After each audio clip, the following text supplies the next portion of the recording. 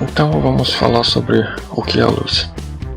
A luz é um assunto muito discutido em física, se ela é uma onda ou uma partícula. Então vamos começar primeiro falando sobre o que é uma onda. No conceito físico, a onda é uma perturbação no meio e ela pode transportar energia e momento. Uma onda possui as seguintes propriedades: comprimento de onda, amplitude, possui as propriedades de reflexão, refração, transmissão. Por exemplo, o som é uma onda mecânica porque ele só acontece em materiais, propriedades sólidas, e longitudinal. E já a luz é uma onda eletromagnética porque ela é formada por campo elétrico e magnético e ela é transversal. Bom, isso à primeira vista parece ser loucura, mas vamos continuar e vamos ver que é muito legal. O que é uma partícula fisicamente? Uma partícula, quando a gente pode desprezar as dimensões de um corpo e considerar ele como um ponto, então a gente pode dizer que em uma boa aproximação esse corpo é uma partícula. Por exemplo, quando a gente vai estudar o sistema solar, em que as dimensões da Terra são muito menores em relação ao Sol. O Sol é 1 milhão de vezes maior do que a Terra. Então, em relação ao Sol, a gente pode desprezar as dimensões da Terra e assim a Terra se torna uma partícula. Ondas e partículas com certeza possuem propriedades totalmente diferentes. Enquanto uma onda possui a não localidade, uma partícula é totalmente localizada no espaço. Ou seja, isso significa dizer que uma onda é distribuída no espaço e uma partícula totalmente localizada. O que é a luz numa definição atual, nos dias de hoje? A luz é uma onda eletromagnética e ela possui um certo comprimento de onda muito maior do que o olho humano consegue observar. A faixa de comprimento do olho humano que nós observamos é muito pequena em comparação ao que existe e o que conhecemos da luz. A luz ela pode se comportar tanto como onda ou partícula, dependendo do experimento que você realiza. E isso hoje em dia intriga muito os cientistas. Bom, então como a gente conseguiu chegar a essa definição do que é a luz? Em tempos antigos, na Grécia Antiga, antigos filósofos acreditavam que a luz ela literalmente sairia de nossos olhos e iluminaria os objetos. Então assim a gente conseguiria ver os objetos. Por exemplo, Empédocles foi um filósofo, professor, legislador na Grécia Antiga. E ele então acreditava nessa hipótese. Ele acreditava tanto que ele argumentava que a deusa Afrodite foi a responsável por criar o nosso olho e acender um fogo dentro desse órgão, e assim possibilitar que nós vêssemos os objetos.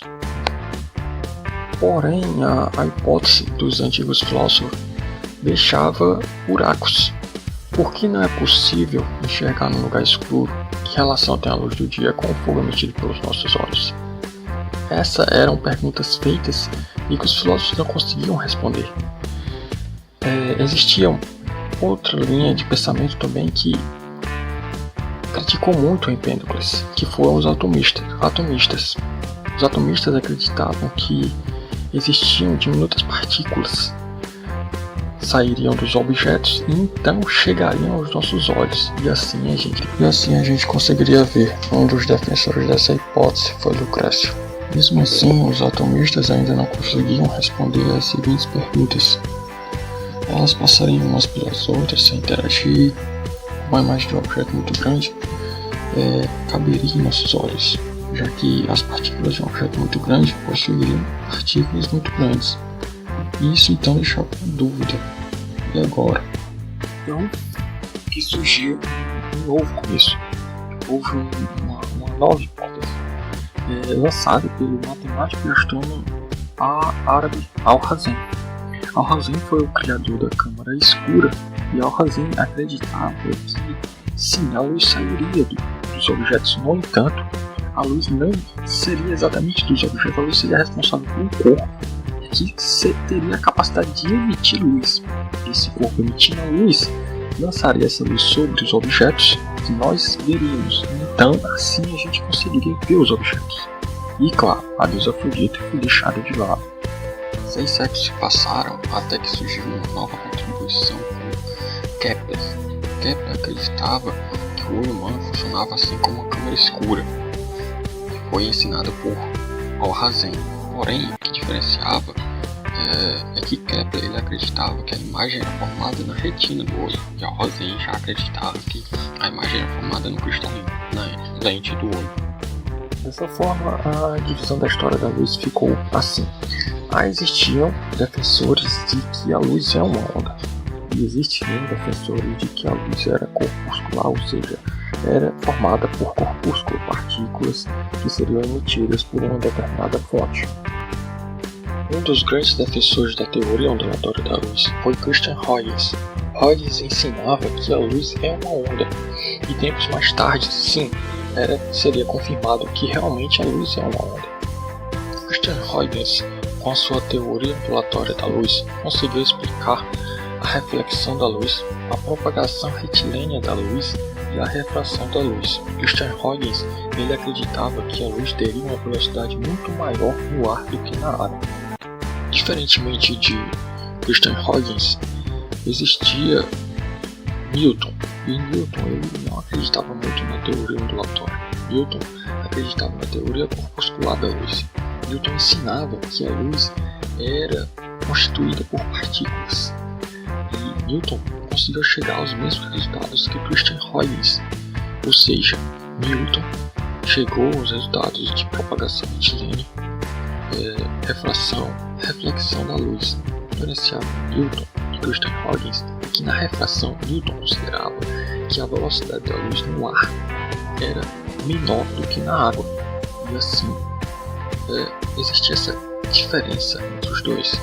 Tempos mais tarde, foi realizado um experimento por Thomas Young. Thomas Young realizou o experimento da duplo fenda, e ele ficou conhecido muito por esse experimento, porque ele foi muito importante na história da ciência. Esse foi o primeiro experimento que comprovava que a luz possui propriedades ondulatórias, ou seja, um experimento de interferência.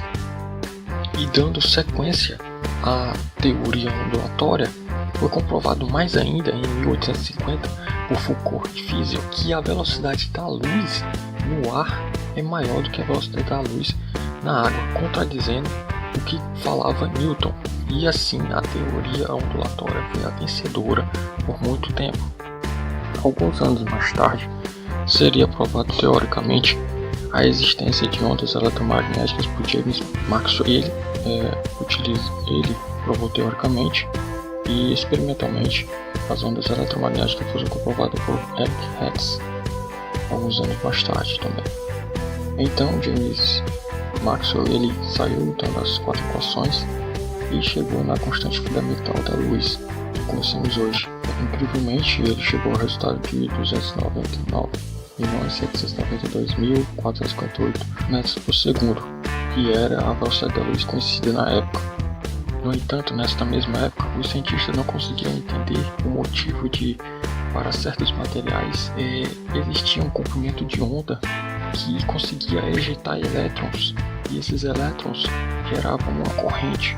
Quando eles lançavam outro tipo de comprimento de onda nesse mesmo material, não existia essa corrente elétrica. Então os cientistas não conseguiam explicar esses resultados e eles ficavam muito intrigados.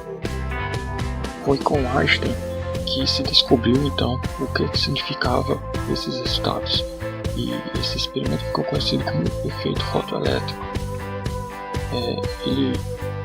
Einstein teve a grande ideia de utilizar a quantização de Max Planck. Então ele supôs que seriam fótons que seriam responsáveis pela ejeção dos elétrons, que são partículas, e isso ia totalmente contra a teoria ondulatória da luz. E por isso Einstein ganhou o Prêmio Nobel no dia 10 de novembro de 1922. E o que aconteceu com os experimentos da ondulatória? Esses experimentos estão errados? O que está acontecendo? Nada consegue explicar o que é a luz.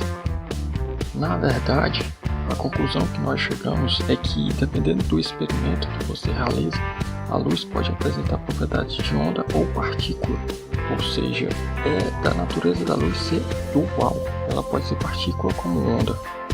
Se você gostou, deixe o seu like e vamos discutir mais sobre física.